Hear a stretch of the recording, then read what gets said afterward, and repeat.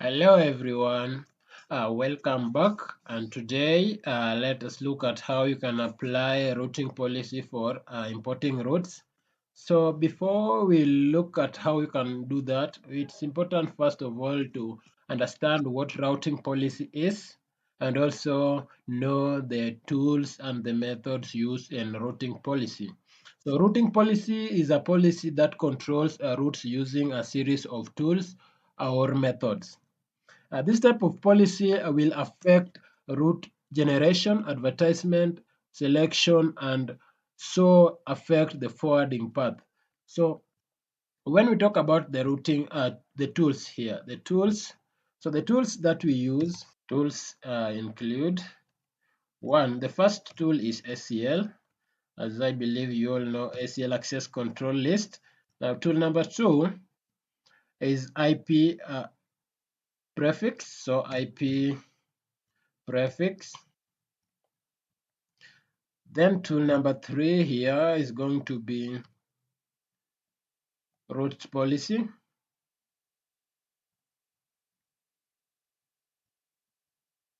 Tool number four, the last tool will be now filter policy. So filter policy. So those are the tools. Now, when we jump into methods, the methods here, methods include number one is filtering routes. So filtering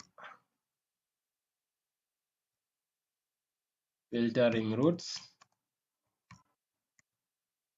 And number two, which is the last one, is setting attributes for routes. Setting attributes for routes.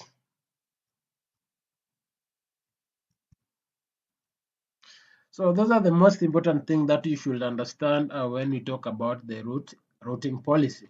You should know the tools, how you can apply the tools, and also how the methods are being applied when you're configuring the routing policy. So we are going to look at our networking requirement in this network. As you can see from our topology, SwitchA is on OSPF. SwitchA run on OSPF, while SwitchB run on both OSPF and ISIS, while SwitchC run fully on ISIS. So we are going to import the routes on ISIS into OSPF and confirm if the routes are imported on SwitchA here. Let's check our networking requirement. So the networking requirement here is that SwitchB exchanges routing information with SwitchA through OSPF and SwitchC through ISIS. After a user wants SwitchB to import ISIS routes into OSPF network, the user also wants the route to 172.17.1.0/24 on the OSPF network to have a low preference, and the route to 172.17.2.0/24 to have a tag, making it easy to reference by a routing policy. So this is how the topology looks, and this is the work plan for the VLANs and the IP addresses. Then the roadmap: configure a routing policy on SwitchB, set the cost of the route to 172.17.1.0/24 to 100, and apply the routing policy when OSPF imports ISIS routes. The routing policy allows the route to 172.1.0/24 to have a low preference. Then step 2, configure a routing policy on SwitchB. Set the tag of the route to 172.17.2.0/24 to 20 and apply the routing policy when OSPF import ISIS routes. This allows the tag of the route to 172.17.2.0/24 to take effect, making it easy to reference using a routing policy. So that's our networking requirement. That is what we are going to configure in this practical. So Normally, when you begin your practical, it's important to configure layer 2, configure the VLANs, and allow the respective VLANs to pass on the interfaces. So let's undo our terminal operator. So after that, change the device name. So this is switch. This is switch. This is switch A. On switch A, we have one VLAN only, that is VLAN 10. So VLAN batch 10. On VLAN batch 10, IP address here, not IP address. We are going to enter the interface. So interface gig 0/0/1. Port link type here is going to be a trunk port. Link type is a trunk. Then port trunk is going to allow pass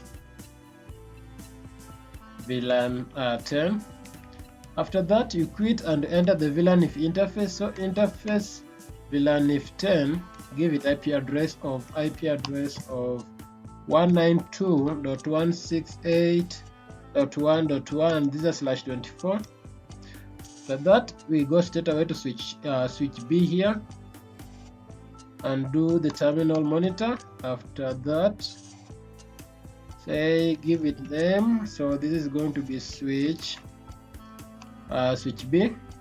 On SwitchB, we have got two VLANs, so VLAN batch 10 and 20. VLAN batch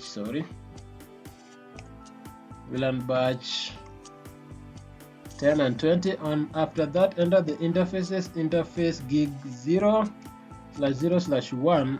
Port link type here. Port link type is a trunk port. Then port trunk to allow pass a VLAN 10.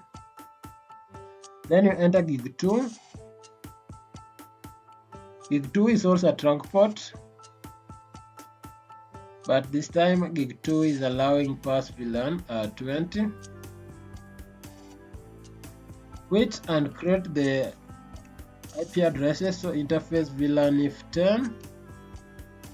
IP address is 192.168.1.2/24. Then VLAN if 20. VLAN if 20 has an IP address of 192.168.2.1/24. Quit. Then go to SwitchC and also do the same. On SwitchC, we are going to create 4 VLANs. So TM, change the device name. So this is SwitchC. On SwitchC, we are going to create VLAN batch. Here is going to be VLAN batch 20, 30, 40, and 50 for the external routes. Then after that, enter the interfaces. So interface gig 0/0/1. Port link type, this is a trunk port. Port link type, the trunk port. Then port trunk, allow pass VLAN. Port link type, allow pass VLAN 20. Then gig 2. Port link type here is, this is a trunk also, but this time it's allowing pass VLAN 30. Enter gig 3. Gig 3 here is also a trunk port, allowing pass VLAN 40. Then enter gig 4. Gig 4 being a trunk port, it allows VLAN 50 to pass. After that, you quit and create the layer 3. So interface VLAN if 20.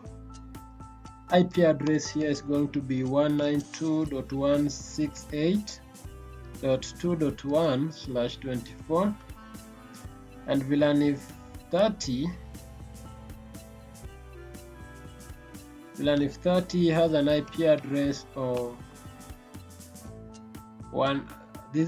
here should be .17.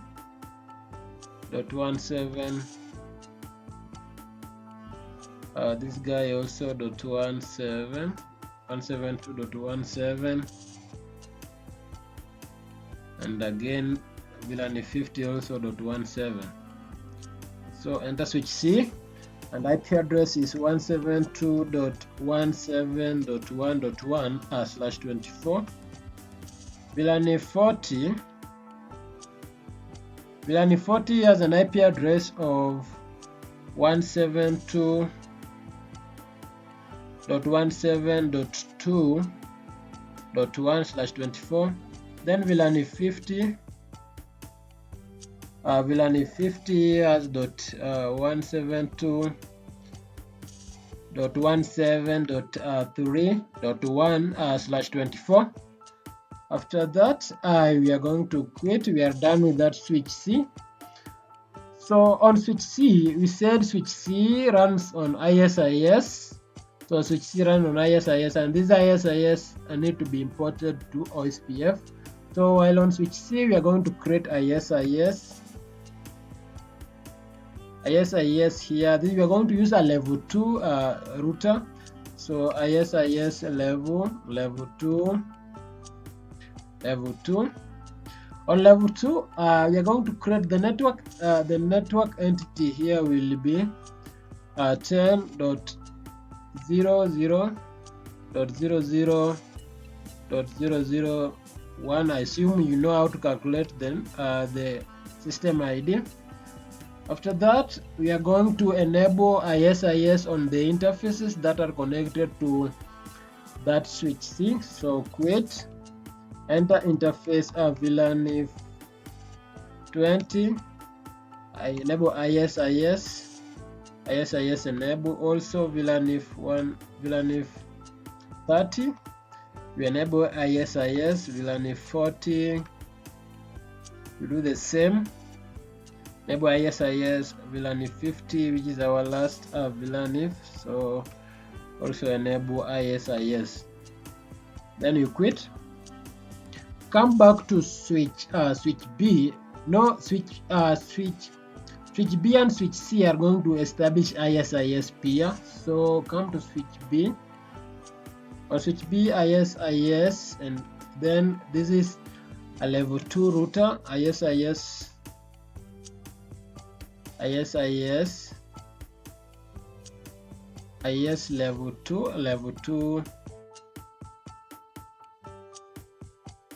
level 2 router. So then the network entity here is going to be 10.0.0.002.00. After that, you quit, and we are going to enable ISIS on the interface that is going to interface VLAN if 20 only. So interface VLAN if 20, enable ISIS on that interface. Then you quit. After that, the next thing we are going to do now will be go and configure OSPF and import the routes on SwitchA. So on SwitchA here, we are going to import the routes from ISIS into SwitchA. So on SwitchA, you quit and create the OSPF. So OSPF here, we are going to use process 1. Then area, this is area 0 as the backbone area. Then we will attach the network of 10.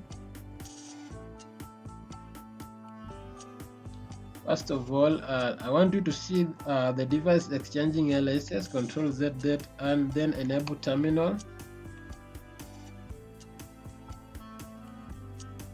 After that, come back, also enable terminal on SwitchB, which is going to be the peer for the OSPF. So TM, enable terminal so that you will be able to see now the LSS.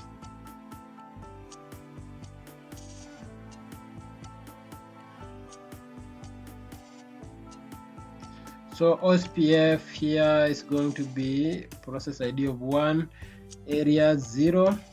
Then we will attach the network of 10, not 10, 192.168.1.1, wildcard mask of 0.0.0, that is a 32 based. Then we come to SwitchB. You do the same OSPF. OSPF here is going to be process 1, area is going to be 0. Then we will attach the network of 192.168.1.2, wildcard mask of 0.0.0, that is a /32. Then advertise, you can see it exchanging the LSS.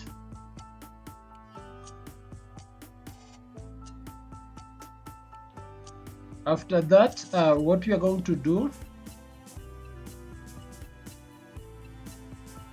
the exchange is still in expert. So now configure router B to enable OSPF and ISIS to import ISIS routes. We are going to import the ISIS routes on SwitchA here.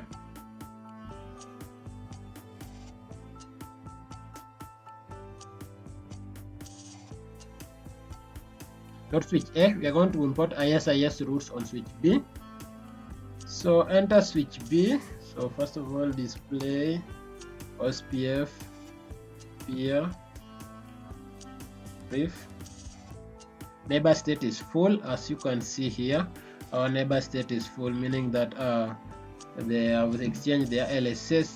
So we are going on SwitchB and we are going to enable OSPF and also import the ISIS routes. So on SwitchB, quit.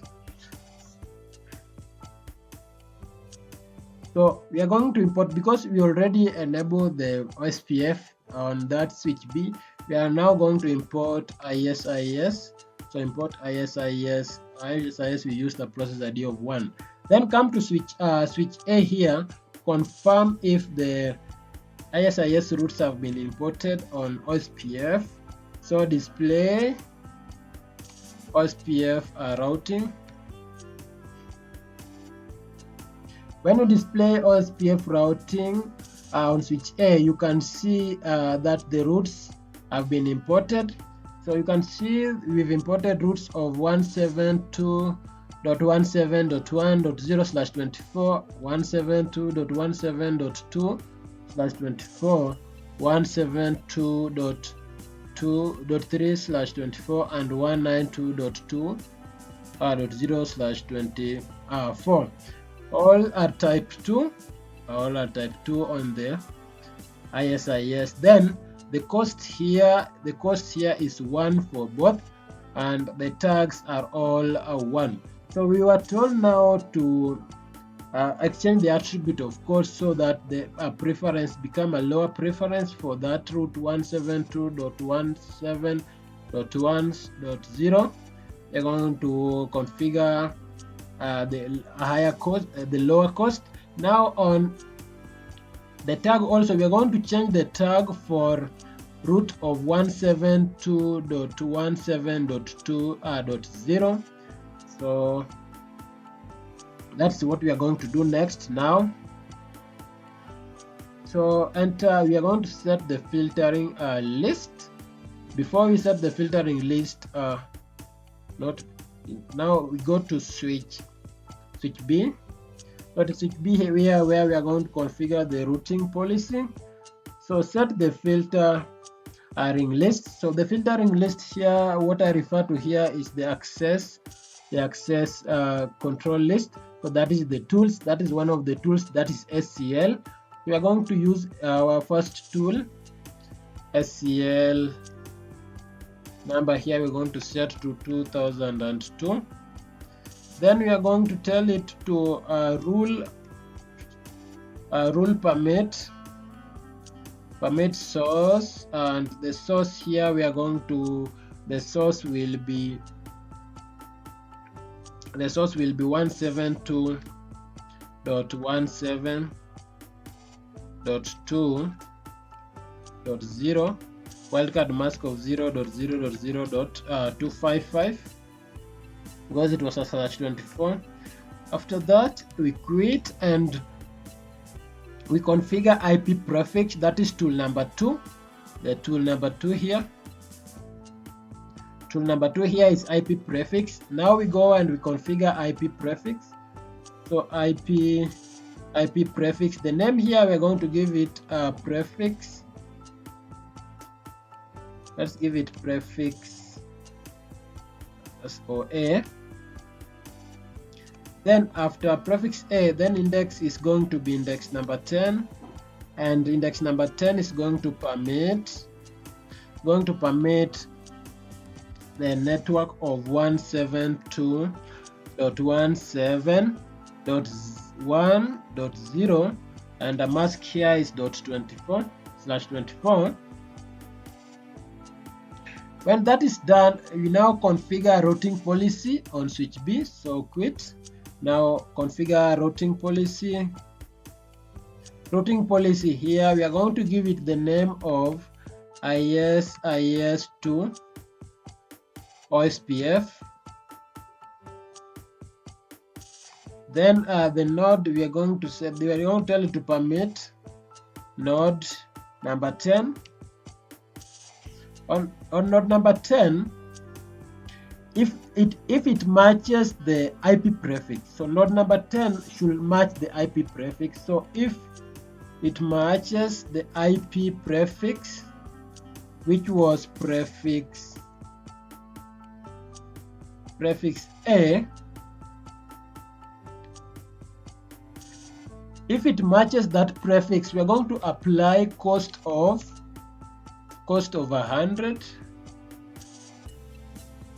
If it matches, if that node 10 matches the IP prefix, that is prefix A, we should apply a cost of 100. Then we quit and we go to node number 20. So we create node number 20. So IP route policy ISIS to OSPF. Then we are going to permit node number 20. And node number 20 here, if it matches, we are going to tell it if it match the SCL, that is SCL 2002. We are going to apply tag number 20. So that was the network of 172.17.2.0. So if it matches that, if it matches the SCL of 2002, it should apply the cost, or it should apply the tag of 20. After that, we quit that. Then we are going to configure another node, the node that is going to ensure that other root attributes remain unchanged. So that is going to be a route policy. So there is going to be route policy ISIS to OSPF. Then we are going to permit node number 30 to ensure that other root attributes remain unchanged. So after that, we quit. So after configuring the routing policy, we are going to now apply the route policy when routes are being imported. So on SwitchB, enter OSPF, then we are going to import route ISIS. So import route ISIS, import route ISIS. The process was number 1. Then route policy here is going to be ISIS to OSPF, enter. Then after that is done, after you apply the route policy when you import the routes, we are going now to our SwitchA. Go back to SwitchA, we see if the routing policy have been imported. So quit. On SwitchA, display OSPF routing. So display OSPF routing.